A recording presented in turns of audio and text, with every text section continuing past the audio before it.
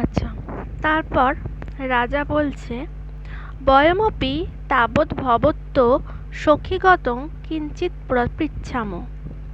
সখ্য, সখীরা বলছে, অজ্জ অনুজ্ঞ গোহ বিয় ইয়ং অভ্যর্থনা। অর্থাৎ এর সংস্কৃতটা হচ্ছে আর্য অনুগ্রহ ইব ইয়ম অভ্যর্থনা। রাজা বলছে তখন, ভগবান কাশ্যপ শাশ্বতে ব্রহ্মণি স্থিত ইতি প্রকাশ ইয়ং চ ব সখী তদাত্ম জেতি কথমে তৎ। অনুসূয়া বলছে, সুনাদু অজ্জ অত্থি কবি কোশি অত্তি গো গোত্ত নাম হেয় মহাপ পোহাব রাত্রে রায়েশি। আচ্ছা, তার এর সংস্কৃতটা হচ্ছে, শৃণোতু আর্য অস্তি কোপি কৌশিক ইতি গোত্র নামধেয় মহাপ্রভাব রাজর্ষি। রাজা বলছে, অস্ত্রী শুয়তে। অনুসূয়া বলছে, তং নো প্রিয় সহিয়ে পহবং অবগচ্ছ উচ্ছি আয় শরীর সংবর্ধ না দিহিং তাদক্ষ সব সে পিদা। এর সংস্কৃতটা হচ্ছে, তম আবয় প্রিয় সখ্যা প্রভবম অবগচ্ছ উচ্ছি তায়া শরীর সংবর্ধনা দিভি তাতকস্যাপ অস্যা পিতা। রাজা বলছে, উচ্ছিত শব্দেন জনিতং মে কৌতূহলম আ মূলচ্ছ তুমিচ্ছ ইচ্ছামি। অনুসূয়া বলছে, সুনাদু অজ্জ গোমদী তীরে পুরাকিল তস্য রায়সিন উগ্গে তবসি বর্ধমানস্য কিং বি যাদশঙ্কে হিং দেব হিং মেনোয়া নাম অচ্ছরা পেশিদা নিয়ম বিঘ্নকারিণী। অর্থাৎ সংস্কৃতটা হচ্ছে, শৃণোতু আর্য গৌতমী তীরে পুরা কিল তস্য রাজর্যে গৃগ্রে তাপসী বর্তমানস্য কিমপি জাতশঙ্কৈ দেবৈ মেনকা নাম অপ্সরা প্রেষিতা নিয়ম বিঘ্নকারিণী। রাজা তখন বলছে, অস্তে তো দর্ণ সমাধি ভীরুত্তং দেবানাং। অনুসূয়া বলছে, বসন্ত দ্বার সময়ে সে উন্মাদয়িতং রূপং প্রেক্ষিয়। অর্থাৎ হচ্ছে, বলছে, ঊর্ধ্বাক্তে লজ্জয়া বিরমতি তত বসন্ত দ্বার সময় তস্যা উন্মাদ্য ইত্রি রূপং প্রেক্ষা। রাজা বলছে তখন, পরাস্তাজ জ্ঞাত এব সর্বতঃপরা সম্ভবৈষ্যা। অনুসূয়া বলছে, অহ ইং অথ কিম। রাজা বলছে, উপপদ্যতে। তখন আবার একটি স্তবক বা শ্লোকের অবতারণা করেছেন। সেটা হচ্ছে, মানু শিশু কথং বা সাদস্য রূপস্য সম্ভব ন প্রভাতরলং জ্যোতিরুদেতি বসুধাতলাৎ। অর্থাৎ বলছে, রাজা বলছে, আমিও আপনাদের এই সখীর সম্বন্ধে কিছু জিজ্ঞাসা করব।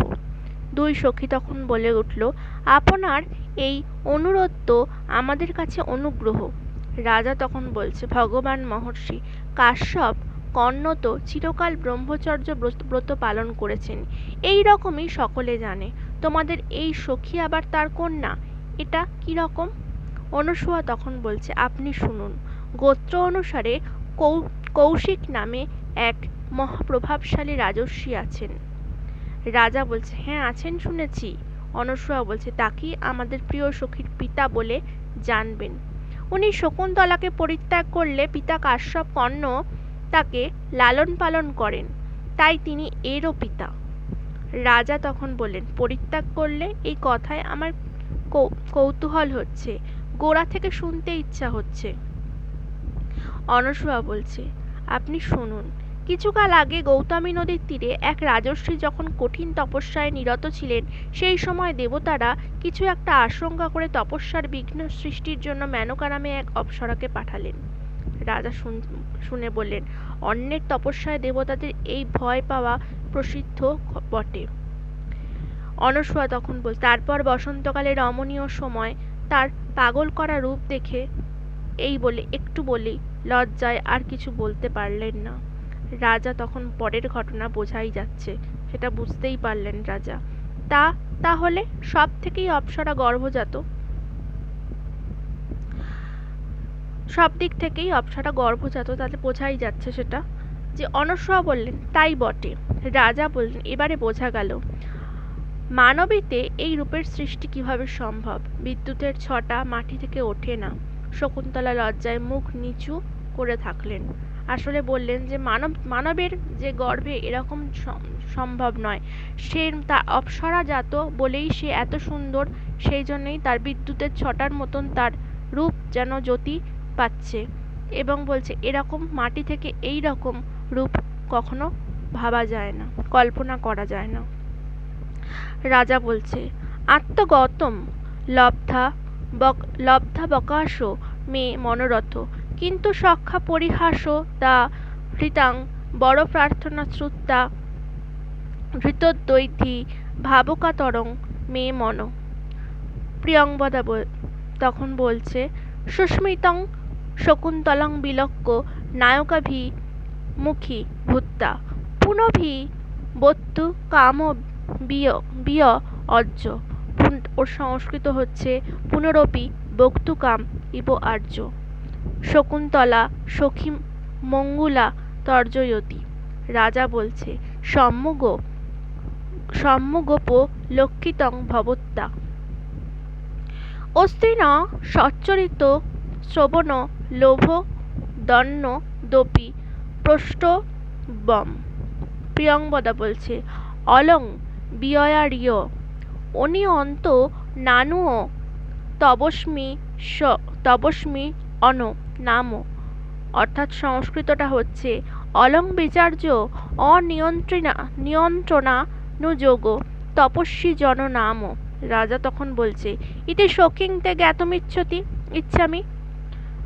এরপরেই আবার একটি স্তবক অর্থাৎ শ্লোকের অবতারণা করেছেন। বৈখানস কিমনয়া ব্রতমা প্রদানা দ্যাপর রোধি মদনস্য নিষে বিতব্যাম অত্যন্তমেব সাদৃশে ক্ষণ বল্লভাভি রাহ নিবসতি সমং হরিণাঙ্গ নাভি। অর্থাৎ এখানে তার যেটা বলা হয়েছে সেটা হচ্ছে, প্রিয়ংবদা বলার আগে তখন রাজা তখন বলে উঠলেন মনে মনে, আমার অভিলাষ পূরণের সুযোগ হয়েছে, কিন্তু সখী প্রিয়ংবদা পরিহাস ছলে যে বর প্রার্থনার কথা বলছে তা শুনে আমার মন সংশয় আকুল হয়েছে। প্রিয়ংবদা তখন হাসতে হাসতে শকুন্তলাকে লক্ষ্য করে নায়কের দিকে ফিরে, আপনি যেন আরও কিছু বলতে চাইছেন। শকুন্তলা সখীকে আঙুল তুলে ভয় দেখালেন। রাজা, আপনি ঠিকই ধরেছেন। সাধুলোকের বৃত্তান্ত শোনার লোভবশত আমার আরও কিছু জিজ্ঞাসা করার আছে। প্রিয়ংবদা তখন বলছে, এ ব্যাপারে আপনার দ্বিধার কোনো প্রয়োজন নেই। তপস্বীদের অবাধে সব কিছু জিজ্ঞাসা করা যেতে পারে। রাজা তখন বলছেন, তোমার এই সখীর সম্পর্কে কিছু জানতে ইচ্ছা হচ্ছে। বিবাহ না হওয়া পর্যন্ত কি এই সখী কামবিরোধী ব্রহ্মচর্য ব্রত পালন করবেন, নাকি একই রকমের চোখ থাকায় যে হরিণীদের সঙ্গে বন্ধুত্ব রয়েছে তাদের সঙ্গে চিরকাল কাটাবেন? তখন রাজার এই প্রশ্নগুলো তার মনে জাগছে, তখন তিনি এগুলোই জিজ্ঞেস করছেন। এর পরবর্তীকালে প্রিয়ংবদা বলে ওঠে, অজ্জ ধম্মচরণে বি পরবশ অয়ং জন গুরুণ উনসে অনুরূপ বড় দানে শঙ্কপপ্প, অর্থাৎ সংস্কৃতটা হচ্ছে আর্য ধর্মচরণে অপি পরবশ অয়ং জন গুরু পুনঃ অস্যা অনুরূপ বড় প্রদানে সংকল্প। রাজা তখন বলে উঠলেন আত্মগতম ন খলু দূরবা পেয়ং প্রার্থনা। আবার একটি শ্লোকের অবতারণা বা স্তবকের অবতারণা করলেন।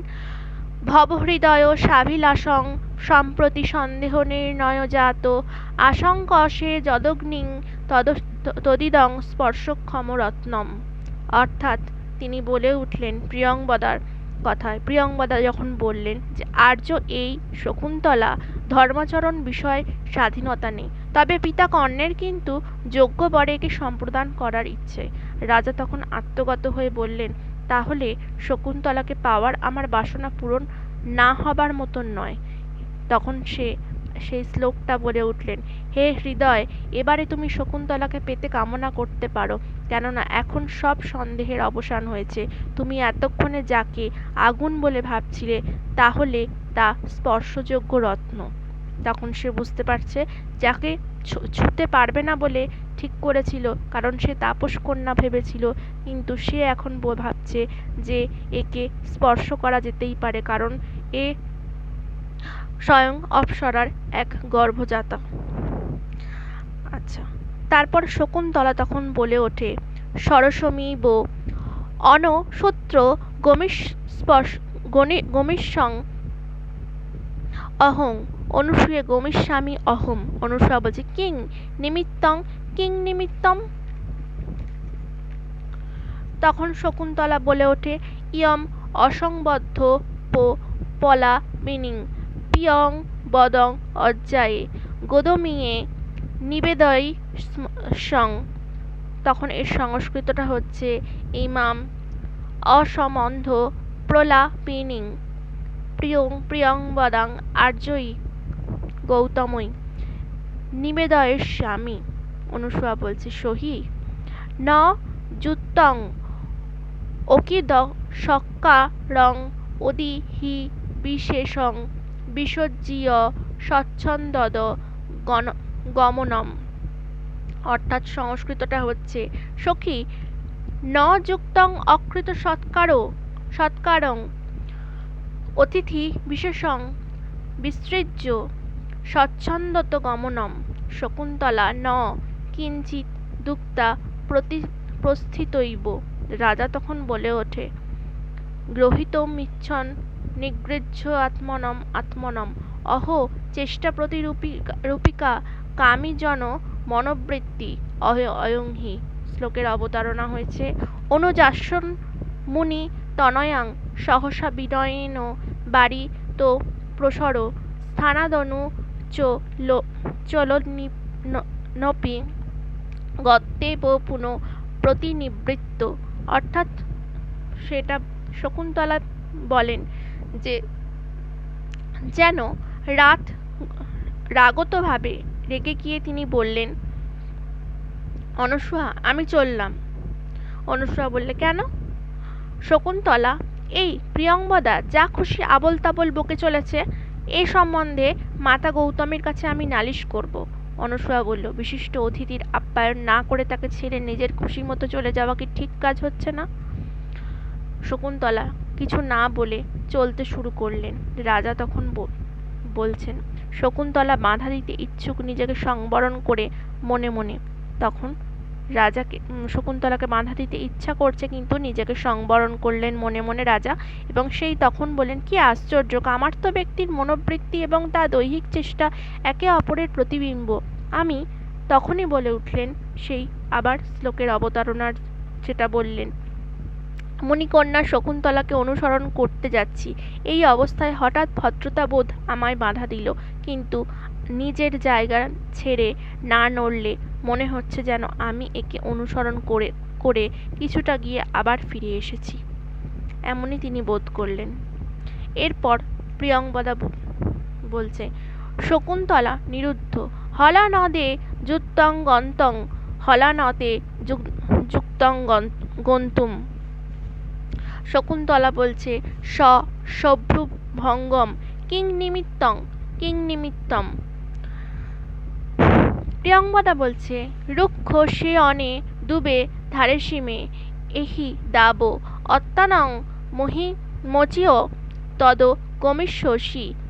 অর্থাৎ বলছে বলাদেনাং নির্বর্তয়তি বৃক্ষসেচনে দে ধারয়সি মে এহি তাবৎ আত্মনং মোচয়িত্বা তত গমিষ্যসি।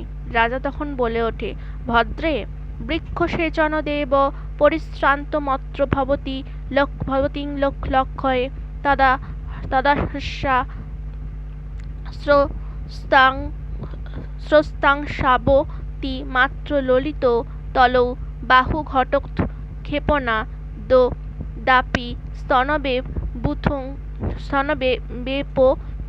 জনয়তি শ্বাস প্রমাণম ধিক শস্ত্রং কর্ণ শীর্ষরোধি বদনে ঘর্মাম্ভ সাং জালকং বন্ধে স্রংসিনী চৈক হস্ত জমিতা পর্যাকুলা মুধুর্জা তদহ মেনা মনৃণাং করমি ইতি অঙ্গুলিয়ং দাতুমিচ্ছতি। অর্থাৎ তখন প্রিয়ংবদার যে কথাটা বলে উঠলেন, শকুন্তলাকে বাধা দিতে চাইলেন এবং সখী তোমার যাওয়া ঠিক হচ্ছে না। শকুন্তলা ভ্রু কুঞ্চন করে অর্থাৎ ভ্রু কুচকে তখন বললেন কেন?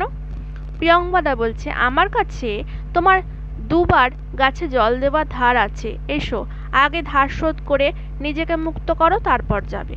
রাজা বলছে আপনারা শুনুন, একবার গাছে জল দিতে গিয়েই একে পরিশ্রান্ত দেখাচ্ছে, কেননা এর দুই বাহু জলের কলসি বারংবার তোলার জন্য কাঁধ থেকে ঝুলে পড়েছে, হাতের তালু খুব লাল দেখাচ্ছে, স্বাভাবিকের বেশি নিঃশ্বাস নেওয়ার জন্য এখনো এর বুক কাঁপছে, মুখে ঘামের বিন্দু গলে পড়েছে, আর কানে পড়া শিরীষ ফুল গালে লেগে আছে, খোপা খুলে যাওয়ার চুলগুলো এক হাতে বাঁধলেও তা এলিয়ে পড়েছে, তা আমি একে ঋণমুক্ত করেছি।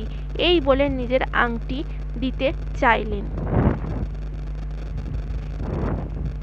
তারপর আবার উভে নামো মুদ্রাক্ষরা নুবাচ্য পরস্পরম বলোক্যয়ত। রাজা তখন বললেন অলমস্মানন্যথা সম্ভাব্য রাজ্ঞ পরিগ্রহ অয়মিতি রাজপুরুষং মামব গচ্ছত।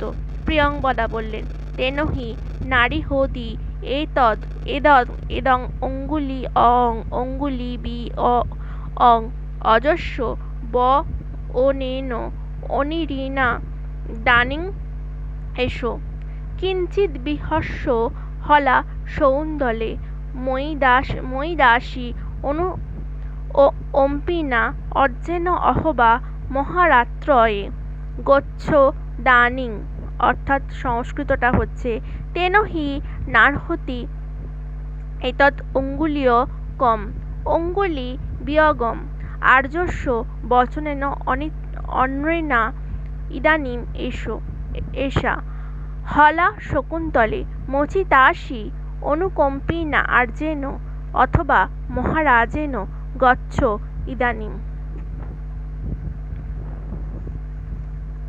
শকুন্তলা বলছে আত্মগতম জয়ী অত্তন স্পবিষ্মং প্রকাশম কা তুমং বিসিজ্জি দব্যস্য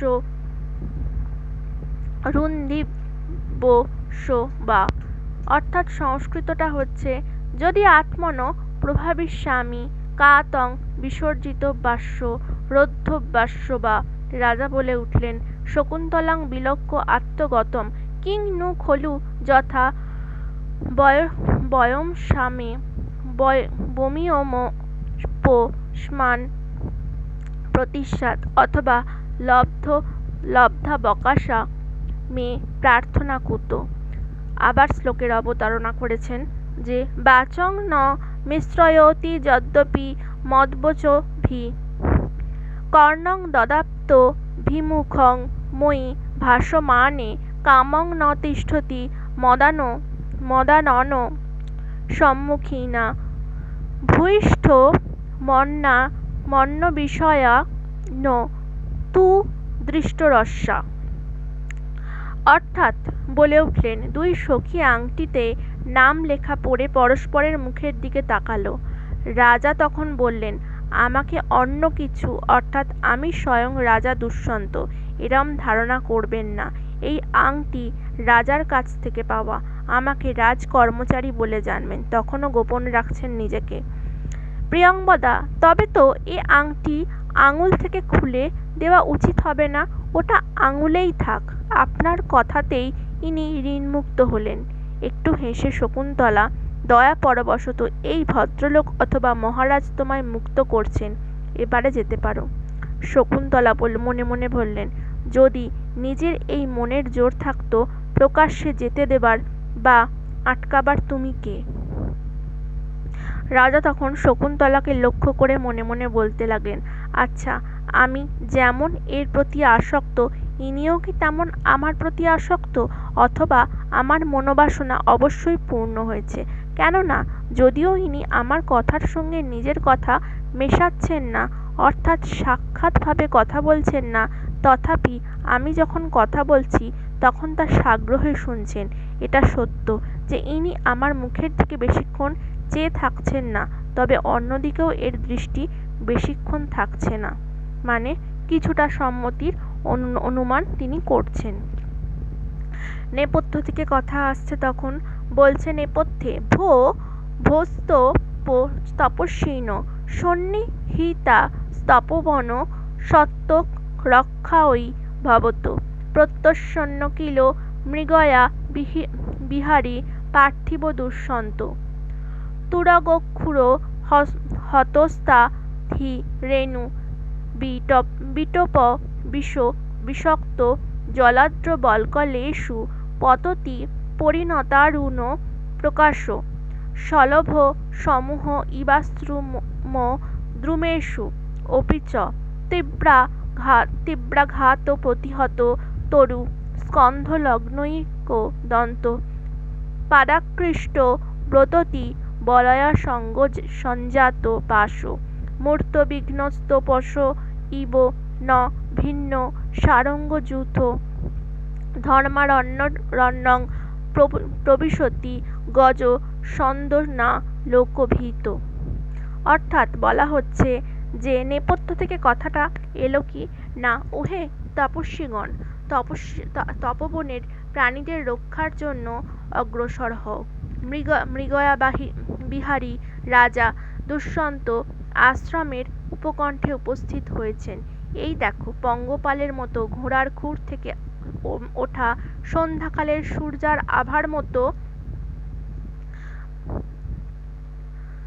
আভার মতো লাল রঙের ধুলো জলে ভেজা বলকল মেলে দেওয়া হয়েছে এমন আশ্রমের গাছে পড়েছে। তাছাড়াও রথ দেখে ভয় পেয়ে এক হাতি আমাদের তপস্যার মূর্তমান সাক্ষাৎ বিঘ্নের মতো এই আশ্রমে প্রবেশ করেছে। প্রচণ্ড আঘাতে সেই হাতি গাছপালা সব ভাঙছে। জোরে জোরে আঘাত করায় কোনো এক গাছের ডালে তার একটা দাঁত গেঁথে রয়েছে। পায়ে জড়িয়ে আছে টেনে আনা অনেক লতা। মনে হচ্ছে তাকে যেন দড়ি দিয়ে বেঁধে রাখা হয়েছে, আর আশ্রমের হরিণগুলো তাকে দেখে চারিদিকে ছুটে পালাচ্ছে। এরপরে